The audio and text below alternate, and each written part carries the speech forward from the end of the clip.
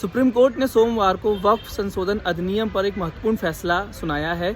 यह अंतरिम आदेश है। इस आदेश में 3 महत्वपूर्ण बातें सुप्रीम कोर्ट ने कही है। पहला, सुप्रीम कोर्ट ने उस प्रावधान पर रोक लगाया जिसमें कहा गया था कि 5 साल का आपको मुस्लिम एज ए मुस्लिम प्रैक्टिशनर होना चाहिए। कोर्ट ने इस पर रोक लगाई है। कोर्ट ने कहा है कि राज्य सरकार है इस पर नियम कानून बनाए कि किस तरीके से इसको डिटरमाइन किया जा सके कि 5 साल का मुस्लिम प्रैक्टिशनर कौन है। दूसरा महत्वपूर्ण यह है कि जो वक्फ बाय यूजर प्रॉपर्टी में जो कलेक्टर को, डिस्ट्रिक्ट मजिस्ट्रेट को पावर दी गई थी प्रॉपर्टीज को डी नोटिफाई करने का, उस पर कोर्ट ने रोक लगाई है।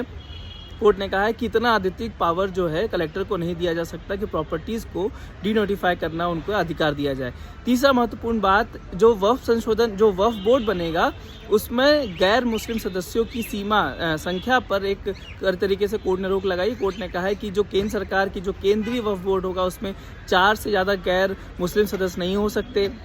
उसी तरीके से जो राज्य की है, राज्य में 3 से ज़्यादा गैर मुस्लिम सदस्य नहीं हो सकते। ये 3 महत्वपूर्ण चीज़ें जो कोर्ट ने अंतरिम आदेश में रोक लगाई है, यही मुस्लिम समाज लगातार मांग कर रहा था कि कैसे ये एक मुस्लिम संगठन में, एक मुस्लिम वक्फ बोर्ड में कैसे गैर मुस्लिम शब्द लोग शामिल हो सकते हैं। दूसरी बात ये भी लगातार कही जा रही थी कि जो कलेक्टर को पावर दी गई थी, और कलेक्टर यानी सरकार का ये अधिकारी, तो एक तरीके से सरकार अपने हिसाब से जो वक्फ की प्रॉपर्टीज़ को है वो अपने पक्ष में ले लेगा। ये एक महत्वपूर्ण बात थी।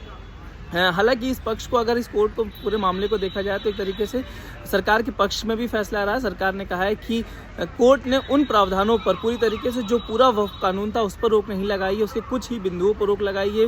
कोर्ट ने कहीं ना कहीं केंद्र सरकार को उस मामले में रिलीफ दिया जिसमें केंद्र सरकार ने कहा था कि जो कई इलीगल एक तरीके से जो वक्फ प्रॉपर्टीज़ को बनाया जाता, जो प्रॉपर्टीज़ थी सरकार की, उनको एक तरीके से इलीगल तौर पर वक्फ की प्रॉपर्टीज़ को बना दिया जाता था, उस पर रोक लगाई जानी चाहिए। तो कोर्ट ने उस फैसले को नहीं बदला। तो एक तरीके से विन विन सिचुएशन दोनों ही पार्टियों के लिए, केंद्र सरकार और मुस्लिम पक्ष। हालांकि मुस्लिम पक्ष का कहना है कि ये भी अंतरिम आदेश है, हमें उम्मीद है कि जो पूर्ण आदेश आएगा, जो केंद्र सुप्रीम कोर्ट सुनाई करेगा, उसमें भी ये प्रावधानों पर रोक लगेगी। बता दें कि काफ़ी लंबी जद्दोजहद के बाद केंद्र सरकार ने पहले जेपीसी में पूरा मामला भेजा था, उसके बाद कोर्ट सदन में इस पूरे मामले को बहुमत से पेश किया, उसके बाद पास किया। पास करने के बाद राष्ट्रपति का इस पर सैंक्शन हुआ, और अब जाके उसके बाद इस पूरे मामले को, इस वक्त पूरे कानून को सुप्रीम कोर्ट में चुनौती दी गई थी। और चुनौती में कोर्ट ने 3 जो महत्वपूर्ण अपने आदेश में, अंतरिम आदेश में 3 प्रावधानों पर अभी रोक